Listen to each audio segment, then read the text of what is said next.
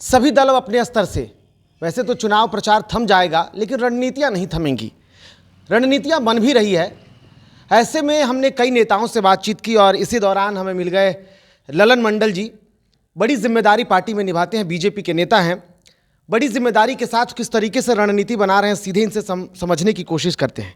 Sir, Jhanjharpur का seat RP मंडल को लेकर के जिस तरीके का माहौल है, माहौल हम इसलिए कह रहे हैं क्योंकि हमने कई लोगों से बातचीत भी की, कहीं ना कहीं उनको लेकर के नाराजगी है। बीजेपी उसको कैसे संभाल रही है? पूरा देश नरेंद्र मोदी के साथ है। यहाँ एक ही कैंडिडेट है, उनका नाम है नरेंद्र मोदी जी, और नरेंद्र मोदी जी के नाम से ही पूरे देश में चुनाव हो रहा है।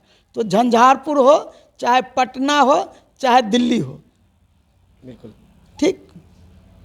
लेकिन बात सबसे बड़ी की जाए, क्योंकि स्थानीय निवर्तमान सांसद रामप्रीत मंडल, लोगों की नाराजगी मैंने इसलिए जिक्र किया क्योंकि यहाँ सबसे बड़ी समस्या पलायन, और पलायन भी है क्योंकि जिस तरीके से रोजगार और बाकी अन्य मुद्दे आते रहे हैं, इस बार विपक्ष जो है वो कह रहा है कि सरकार पूरी तरीके से विफल है।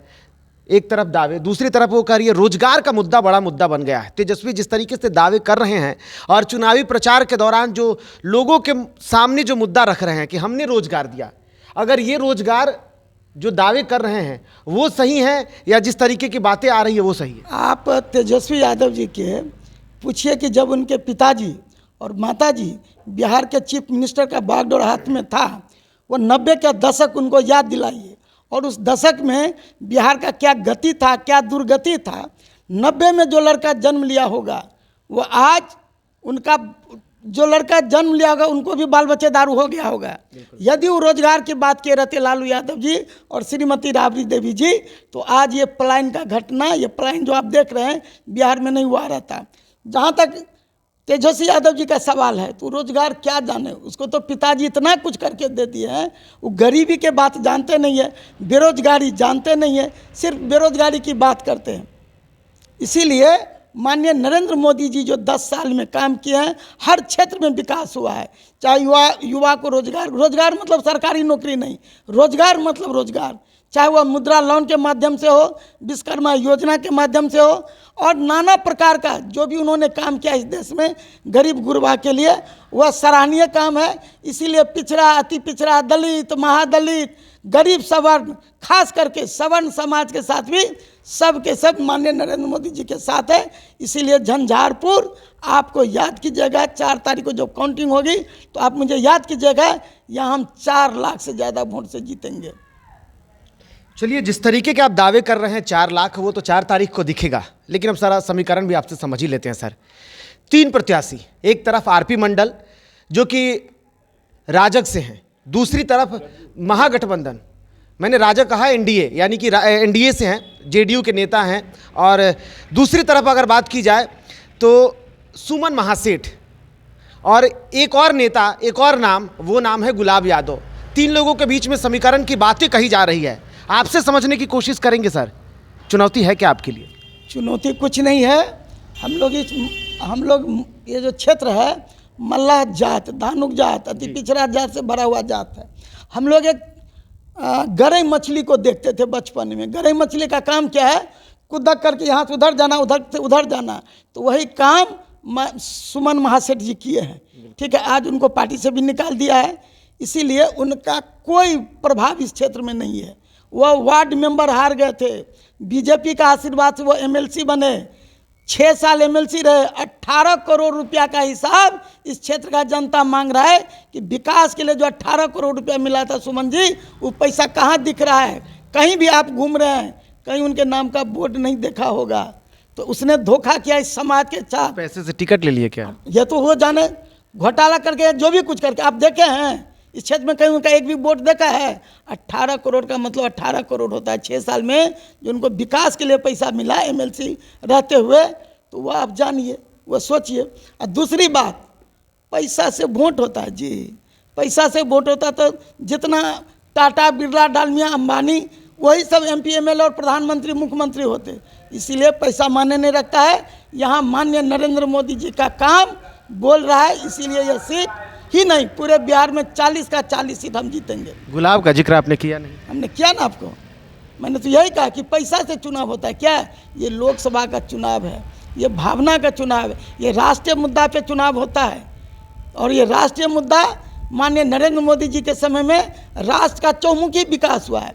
आपने देखा होगा जब पहले कांग्रेस के ज़माना में जब इस देश का प्रधानमंत्री बाहर जाते थे तो छोटे छोटे पत्र पत्रिका भी इतना छोटा न्यूज होता था, और आज अगर प्रधानमंत्री जी किसी देश में जाते हैं तो उसका राष्ट्रीय अध्यक्ष प्रधानमंत्री जी का पैर छू के आशीर्वाद लेता है, अर्थात वह देश आपका सम्मान बढ़ा रहा है। तो इतना बड़ा जो सम्मान जिस आदमी ने दिया है उस आदमी को जन जन सपोर्ट कर रहा है। और तीसरी बार माननीय प्रधानमंत्री जी बहुत मार्जिन से 400 पार से पुनः वह प्रधानमंत्री बनेंगे। चलिए 400 पार इस बार की जो बातें कही जा रही है, या जिस तरीके से एक नया नारा हमने सुना मधुबनी में जो दिया गया था बीजेपी के तरफ से, वो कहा गया था इस बार आर्य पार की बातें होती रही। एक और दावा है सर, दावा ये कहा जा रहा है कि सुमन महासेठ जो हैं वो आपकी पार्टी आरएसएस को लेकर के लगातार उन पर आरोप भी लग रहे थे कि आरएसएस के स्वयंसेवक थे वो गए हैं तो आपका 1.5 लाख वोट लेके गए। एकदम गलत है। 1.5 लाख, उसको 1 लाख के अंदर वोट आने वाला भी नहीं है। 1.5 लाख तो बहुत बड़ी बात है। एक बात जान लीजिए, राष्ट्रीय स्वयंसेवक संघ का यदि कोई बिछड़ गया, कोई भटक गया, तो वह आपको मैंने बोला ना कुदक करके कभी उस पार्टी में, इससे तो पहले भी 9 पे सवार थे, क्या हुआ? कुछ नहीं। यहाँ भारतीय जनता पार्टी का कार्यकर्ता, जदयू कार्यकर्ता, एनडीए के सब साथ में, संघ के स्वयंसेवक, मैं भी स्वयंसेवक हूँ, बिल्कुल ठीक ना? तो हम कहाँ गए? हमें तो अभी बहुत सारे स्वयंसेवक से बात होती है। ज्ञान पूरा नहीं लिया शायद उन्होंने। ज्ञान पूरा नहीं हुआ, लोभी टाइप का है। वो राजनीतिक सिर्फ अपने लिए, बिजनेस के लिए राजनीति का जो सोच है ना वही कर रहे हैं। मैंने कहा वार्ड मेंबर हार गया था, बीजेपी का आशीर्वाद मिला तो एमएलसी बना। इस बार उनको औकात पता चल जाएगा। तेजस्वी का संघर्ष काम नहीं आएगा? तेजस्वी का वोटे नहीं है यार। पिछले बार भी 0 पे आउट था, इस बार भी 0 पे आउट होगा। तेजस्वी का क्या फैक्टर है? अपने जातीय समीकरण तो यहाँ साफ है। ये क्षेत्र अति पिछड़ा और सवर्ण का आशीर्वाद अति पिछड़ा को मिलता है, इसीलिए यहाँ से मंगनीलाल मंडल, इससे पहले धनिकलाल मंडल, रामप्रीत मंडल, ये जो सोशलिस्ट का क्षेत्र है, समाजवादियों का क्षेत्र है, इसीलिए कहीं कोई फर्क नहीं पड़ता। और जिस समाज की आप बात करते हैं तो आपको मैं बता दूं, सूरी समाज से वो आते हैं। सूरी समाज का कितना वोट है पूरे लोकसभा में? 25 से 26 हज़ार। यहाँ वोट है, तेली समाज का वोट है। तो तेली समाज वो अपना मुकुट देखता है माननीय प्रधानमंत्री के तौर पे, वह सुमन महासेठ को नहीं देखेगा। लेकिन दावा किया जा रहा है वैश्य भी नाराज है इस बार। कहाँ नाराज है? क्यों नाराज है वैश्य? आप बताइए। हमने अभी वैश्य समाज के, तेली समाज के धर्मशिला गुप्ता जी को राज्यसभा भेजा है, तो खुश है, नाराज कहाँ है? इतना बड़ा सम्मान उनको मिला है, इससे सब जनता खुश है। आपको दिखाई दे रहा है एक भी महिला वोटर जिसने माननीय प्रधानमंत्री जी ने उसको घर दिया है, उसको शौचालय दिया है, उसको भोजन दिया है। कोरोना ऐसे महामारी में सबका घर बंद हो जाता, कार्यक्रम बंद था, लेकिन माननीय नरेंद्र मोदी जी ने सबको जीने का रास्ता दिया। वो आपका काट लेकर क्या है? हर महीने 8,000 और साल में 1 लाख।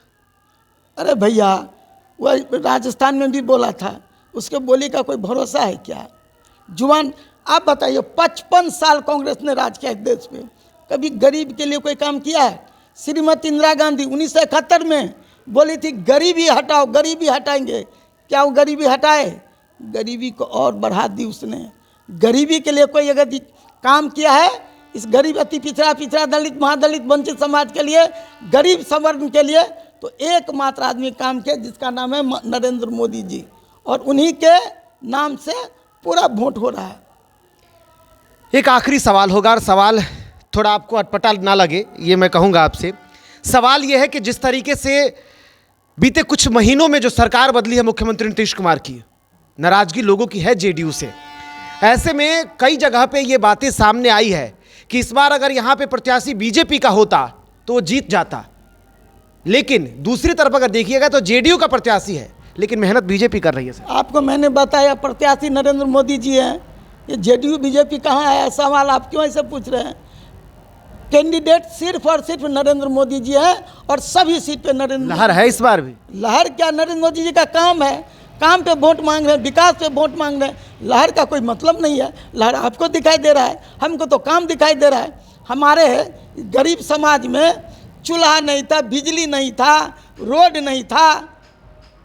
आप बताइए, प्रधानमंत्री नरेंद्र मोदी जी हुए तो एक चप्पल पहनने वाले भी हवाई जहाज में घूमता है, एक जगह से दूसरे जगह जाता है।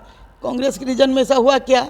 तेजस्वी ने कल कहा, जब दरभंगा में मोदी जी ने ये बातें कही तो तेजस्वी ने कहा महंगा इतना है एयरपोर्ट, घूमेंगे कैसे चप्पल की बात करने वालों। आप एक बात बता दें, आप घूम रहे हैं, कितनी विकास हो रही जरा बताइए।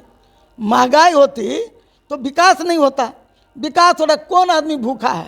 तेजस्वी यादव जी तो गरीब की बात करते हैं और हवाई जहाज में मछली खाते हैं, उनको क्या बात करेगा गरीब का? वो गरीबी देखा कहाँ है? जो गरीबी देखा है उससे पूछो, गरीबी का तो आभास नहीं हुआ उसको। और सारे के सारे पूरे परिवार बेल पे हैं। यही होता है समाजवादी कि पिता मुख्यमंत्री था, चारा घोटाले में गई तो माँ आ गई, उसके बाद तेजस्वी आ गए, एक भाई और आ गए, बहन आ गई, और एक बहन जो सिंगापुर में बास कर रही वो भी चुनाव लड़ने के लिए आ गई। यही है समाजवादी क्या है? ये पूरा बिहार और पूरा देश उसको देख रहा है। ये पार्टी भाजपा परिवारवाद पार्टी नहीं है। नीतीश कुमार परिवारवाद को सपोर्ट नहीं करता है, इसीलिए कहीं कोई नाराजगी नहीं है, सब के सब एनडीए के साथ है। यहाँ रामप्रीत मंडल आपको बताते हैं 4 तारीख को वोटिंग जब होगी, गिनती जब होगी तो देखिएगा। मैं घुमा हूँ ना, मैं एक एक क्षेत्र गया हूँ, मुझे मालूम है। अभी भी मैं निकल ही रहा था तब तक आप आ गए। अब तैयार होने जा रहे हैं, हम विश्वास दिलाते हैं आपको कि 4 तारीख को 4 लाख प्लस वोट से रामप्रीत मंडल यहाँ से जीतेंगे।